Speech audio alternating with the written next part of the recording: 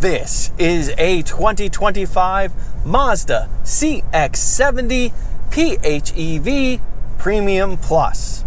The new, large, two-row crossover SUV that looks quite a lot like the new for 2024 Mazda CX-90 because it basically is without the third row. Being a PHEV powered CX-70 means you choose between two trims, Premium and this top of the line Premium Plus. Go mild hybrid instead, and two different power outputs and 5 other trims become available. I quite like the Mazda CX-90, mainly for its fantastic driving behavior. The question is, how much different is this CX-70? Let's find out. I review all kinds of cars and I have fun every time. Please subscribe and join me. The base price for a 2025 Mazda CX-70 PHEV is the premium trim, and it costs $55,855.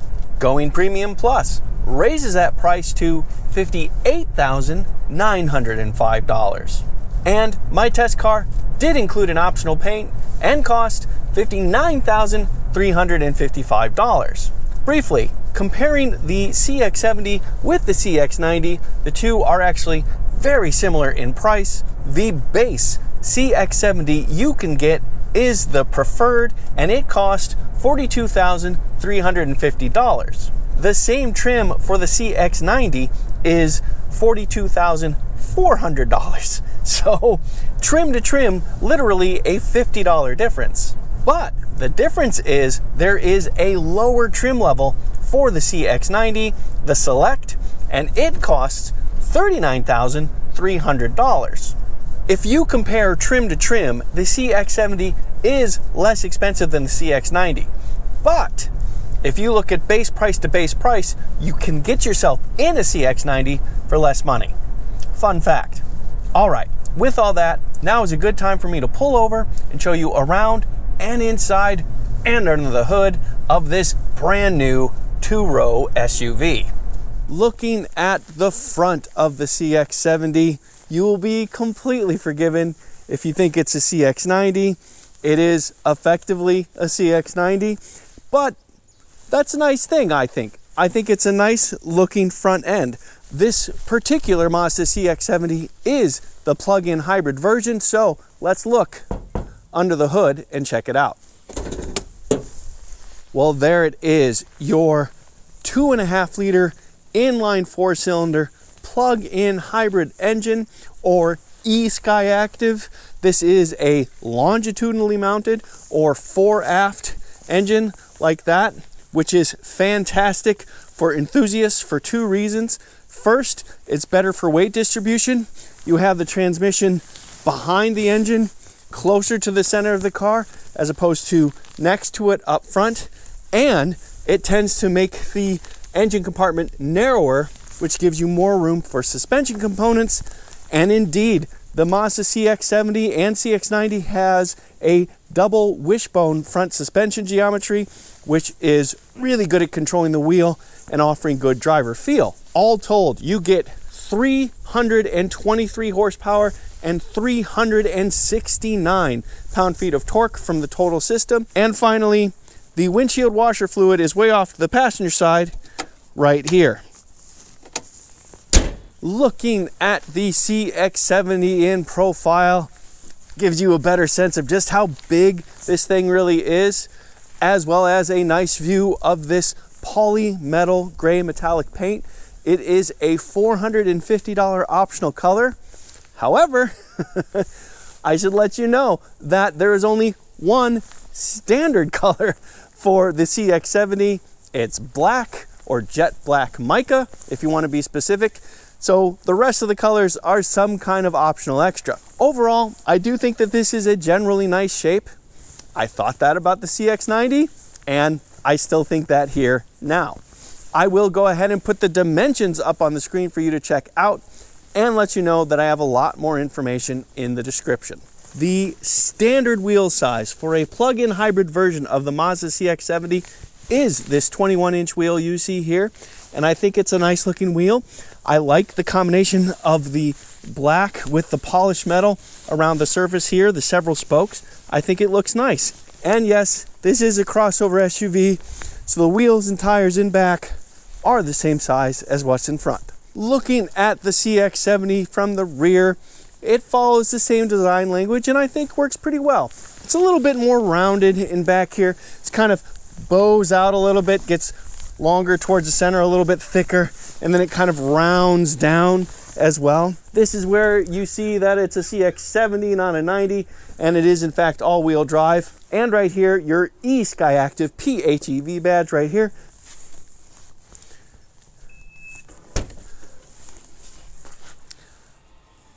We do, of course, have a hands-free, automatically lifting tailgate, and that reveals 40 cubic feet of storage behind the second row. You do also have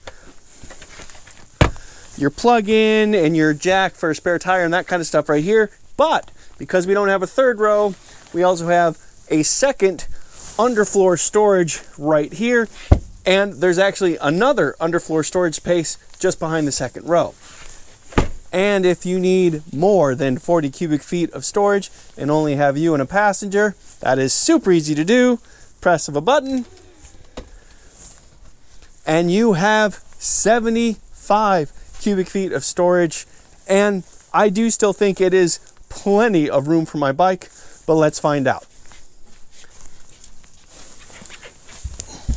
Oh yeah, plenty of room for my bike, slid in, plenty of width, plenty long. No problem at all.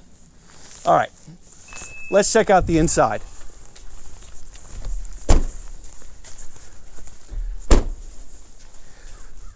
First thing I'm going to do is start the car because there are some things to show you in the second row with the engine running, or with the car on anyway. Push button starts right here. And the reason why I wanted to start the car is we do have a third climate control zone right there and heated rear seats, and I'll go ahead and turn those on right now. Because this is the Premium Plus package, we get some added benefits. Also, for the second row, you can fold them down manually right here, like that. And if you do, that does show you easy access to the third storage space right there. So right behind the second row. By the way, this is a black interior, and this does have Napa leather on the upholstery, courtesy of this being a Premium Plus. I am 5 feet 11 inches tall, and as you can see, I have several inches of knee room. I also have nice high seat bottoms for plenty of thigh support. And even though we have a panoramic moonroof, I also have headroom. It's also plenty wide in here, so plenty of shoulder and elbow room as well. Put all that together, and I definitely have less than a 90-degree bend in my knees. I also have 2 USB ports right there, and of course, a center armrest with cup holders. So yeah, this would be a very comfortable space for 4 adults in the CX-70, no problem at all. All right, let's go to the front. Of course, we have the same Napa leather up here in front. We do also have the usual controls on the door right here, and plenty of space for bottles and maps and whatever. We do also have power seats, including lumbar support right there, which is always appreciated. We do have a few controls to the left of the steering wheel, including the tailgate lift and 2-position driver's seat memory right there. And just above that, a few more things. And we also have tilt and telescope adjust manually right here. You're looking at a fully digital 12.3-inch screen for the instrument cluster right there, and a second 12.3-inch screen for the center display right there. And that does include wireless Apple CarPlay and wireless Android Auto. Gosh, it even says so right there. How about that? It also includes something called Alexa built in, which responds to voice commands. Hey Alexa, turn down the fan. Okay. But there are limitations. Hey Alexa, turn on my heated steering wheel. Sorry, I don't know that one. Fortunately, there's a button right there. The heated steering wheel is because this is a Premium Plus level Mazda CX-70, as are the heated and ventilated front seats. It's just heated seats in the premium level PHEV CX-70. but the screens and the wireless Android Auto and Apple CarPlay and Alexa is all standard equipment. The steering wheel itself is a nice diameter and a nice thick rim for good grip, and you do have plenty of cruise control options on the right, media control options on the left. We do also have paddle shifters, upshift on the right, downshift on the left. This center display is not a touch screen. You can't scroll around and do things like that, but the command center is right down here, and it includes lots of different ways you can adjust the CX-70 as you wish. Beneath the screen, here are the first 2 zones of our 3-zone climate control. Beneath that, we do have a wireless charge pad and another cigarette lighter style 12-volt plug right there. Just beneath that, we do have a couple of cup holders, a Prindle, which does operate a touch awkwardly. Park to reverse is actually over to the right. Then you move up and down like that. But there is a justification for that. This makes it harder to falsely putting it in drive or reverse when you don't want to. So if this just gets bumped right here, no problem at all. So I can see the advantage of that. Right above that, we have this button right here. This is really interesting. Because this is a plug-in hybrid, everything is running except for the engine, because we have plenty of battery pack. But if I press this button, this light comes on right here and indicates that we want to charge the battery pack with the engine. Right next to that, this is our My Drive. These are their drive modes right there. And then right here, we have hill descent control. And because this is a Premium Plus, we do have 360-degree view cameras. We do have a separate dial and button for the stereo system and the electric park brake right there. Below that, we have lower center console storage. That includes 2 more USB ports right there. It is a fairly shallow space, but easy to get to anyway. Looking up, we do have controls for lights, a sunglasses holder right here, and controls for the panoramic moonroof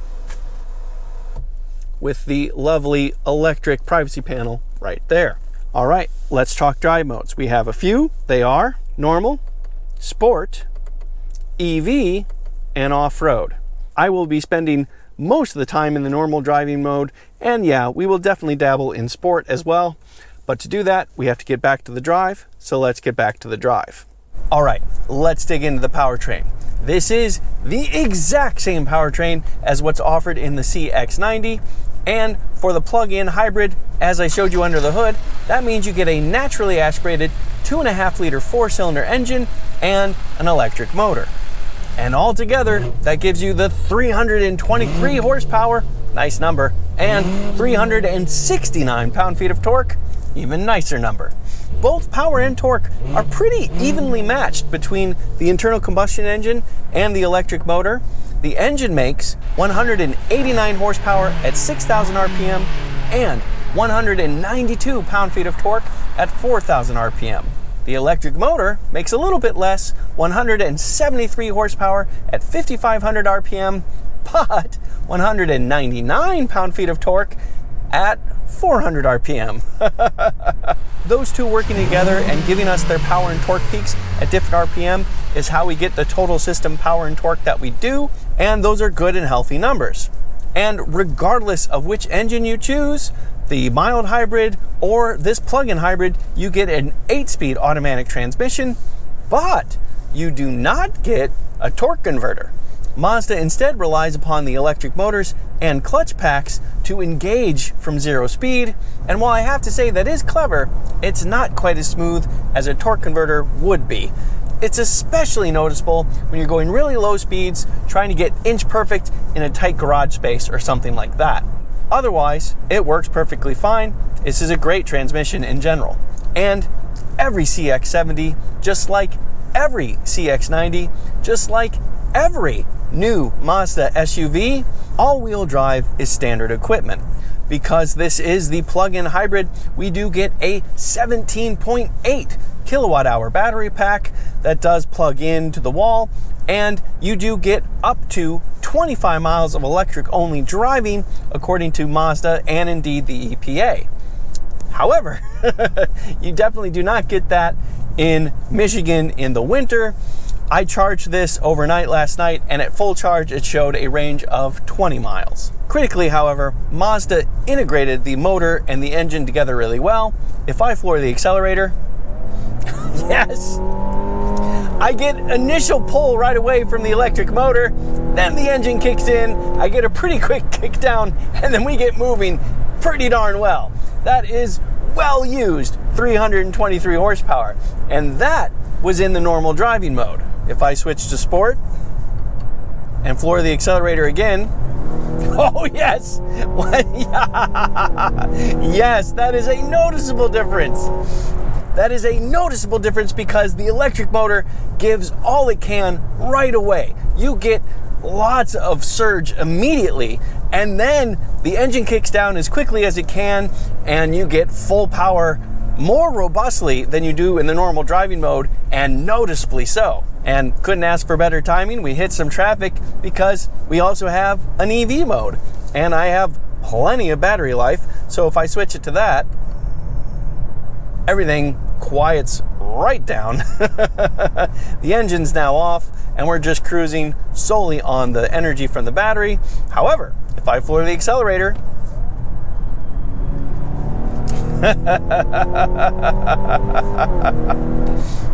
it takes a couple of moments, but it gives up on EV mode, the engine kicks on, and you get full acceleration.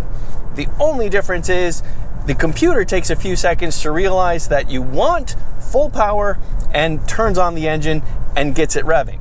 So it's a much slower kick down in the sense, but considering all the work that's being done from the EV driving mode, that responds pretty fast. And now we're back in the normal driving mode.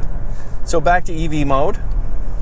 And there's actually not that big of a difference in terms of noise. It's actually pretty darn quiet, the engine, when you're just cruising along. In everyday driving, everyday cruising, this is plenty of power. It's perfectly smooth, nice and quiet, an absolutely pleasant way to travel. And, as you'd expect, traveling in the EV driving mode vastly improves fuel economy.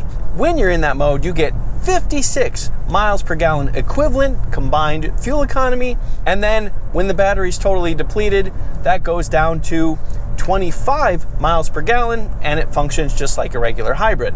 And when the battery's depleted, it functions very similarly to the other CX-70s. I'll go ahead and put that fuel economy up on the screen so you can see. And even though this is a plug-in hybrid vehicle, it is also a big crossover, and yes, you can tow.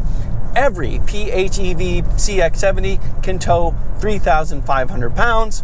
For something this size, that's actually not all that much, but if you do go with the mild hybrid version of the CX-70, that number increases to up to 5,000 pounds, depending on trim, etc., etc. But as I showed you, what you can do very well is accelerate. Of course, I had to do an acceleration test. Let me show you that right now. All right, everybody, time for an acceleration test. See how quick this two-row Mazda CX-70 with a plug-in hybrid can be. 323 combined horsepower, expecting some pretty good things. I do have it in the sport driving mode, and I do have traction control off, but with standard all-wheel drive, I'm not expecting much of any wheel slip. But let's find out. Okay, coming to a complete stop. For the accelerator. Up, nice. Good aggressive launch. Up, good quick shifts. Yeah, good pull. Not bad. Not bad at all.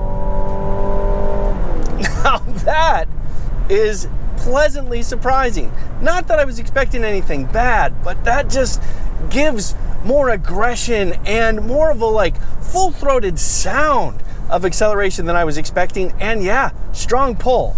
Courtesy of the electric motor, we had good grunt right off the line, and then the engine picks up and kind of takes it from there. 323 combined horsepower is plenty to keep this thing moving, and the 8-speed transmission did do good quick shifts and smart shifts too. We had an early 1-2 shift, but then we had nice full to the red line shifts. Otherwise, yeah, great acceleration from this 2025 Mazda CX-70 PHEV. All right, let's dig into the chassis. this is where the Mazda really shines. You do get control arms or a double wishbone suspension geometry up front, a multi-link system in the rear. It is a four-wheel independent system, and it is tuned brilliantly well. The Mazda CX-90 drove incredibly well, considering how big it was and that it was a three-row crossover SUV. The CX-70 is very, very similar indeed. The tuning, the weight, so the weight to power, all of that is all the same. The powertrain's the exact same. So this just delivers. You have steering feel, you have response, you have good chassis balance. You just have an SUV that communicates with you. And that's when you're just driving along normal commuting, or if you happen to be around some curvy roads and get a chance to have some fun. Now, because it's the winter time, I don't have a chance to do a full-on handling test, but I am here where I like to do my handling test. And even in these less than ideal conditions, the feel of this is still right there.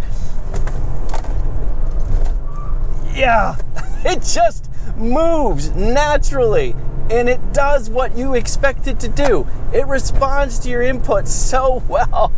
It's enjoyable. And we also have nice heavy steering, so it's easy to be precise with it. It's just good fun in this thing. It really, really is. And to feel that connection to the vehicle is always a plus, regardless of the driving circumstances. You just get a little bit more confidence that way. This CX-70 plug-in hybrid feels almost as good to drive as the Acura MDX Type S. And that is like a purpose-built performance SUV from the ground up. That tells you something. Now, I'm not trying to say that this has a bad or overly stiff ride. It certainly doesn't. This definitely is a little bit stiffer than your average crossover SUV of this size, but I still think it handles bumps and lumps and heaves in the road pretty darn well. It's stiffer than some things, but it's not stiff. The compromise between ride and handling is still there, and I think completely reasonable.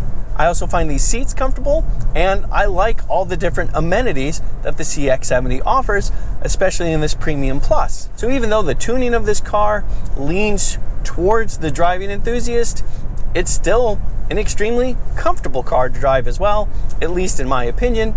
And that's true on roads like this and on the interstate. I did test it there. Let me show you that right now. All right, everybody, time for a quick stint on the interstate. See how this Mazda CX-70 PHEV feels on the open road. But first, I wanted to quickly go over the cruise control options I had on the steering wheel. Pretty typical controls here. Cruise control on-off is right here. Speed up, slow down right here. Distance and cancel is right here. And then this one right here, that turns on and off the steering adjustments, lane keep, that kind of stuff. So you can control those things independently with this panel right here. And when you go into cruise control, you automatically get this screen right here. This will show 3 lanes worth of information and give you a good sense of what the car sees on the road. You turn it off, that's what it looks like. There it is back on.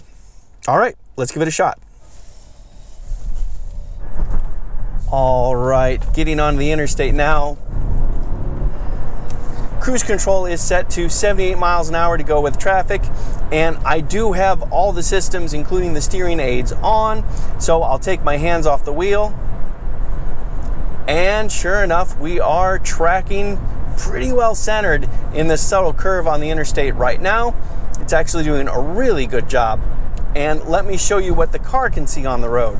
As you can see, we've got a car ahead of us, and we're about to be passed by someone in the fast lane, and they're going to show up any moment now. There's that indicator, and there it is getting ahead of us right there. So yeah, really interesting to see what the car sees on the road. More fundamentally, because we have plenty of EV charge right now, the engine's not making any noise at all because it's the electric motor that's doing the work. The engine's not running. But with an 8-speed automatic, I imagine that we'd have plenty of ratio range so that even with the engine running, it'd be pretty quiet. In fact, I can just have it charge and find out. I turned the engine on, and there's actually not much difference. You can hear it a little bit in the background, but it's a faint, low frequency hum in the background. When it comes to wind noise and road noise, also pretty darn good here. We can hear a bit of wind noise. This is not premium SUV levels of cabin isolation here, but road noise is actually quite good. And overall, it is a fairly quiet cabin. Considering the amount of space you have and all these different amenities, I think this would be a very comfortable road trip car for 4 adults. So, what do I think of this Mazda CX-70? A CX-90 without a third row. Well, when it comes to driving, I love it just as much as I did the CX-90, and that is no surprise at all because it is very, very similar. The differences are negligible when it comes to being in the driver's seat. But in a small way, that is a little bit of a missed opportunity because you're not catering to families as completely as you would be with a 3-row SUV. I do think this could have gone a little bit more in the direction of the enthusiast, a little bit lighter, a little bit more aggressively tuned, those types of things. But Mazda did do some clever things. I do like those little underfloor shelves. I think that could prove to be handy. And in some ways, I think this is just a nice way to give folks that are looking at the CX-90 even more options. In an ideal world, this would be smaller and lighter and even better to drive than the CX-90. But in this world, it's still pretty darn good. I'm Robin Warner. Thank you very much for watching.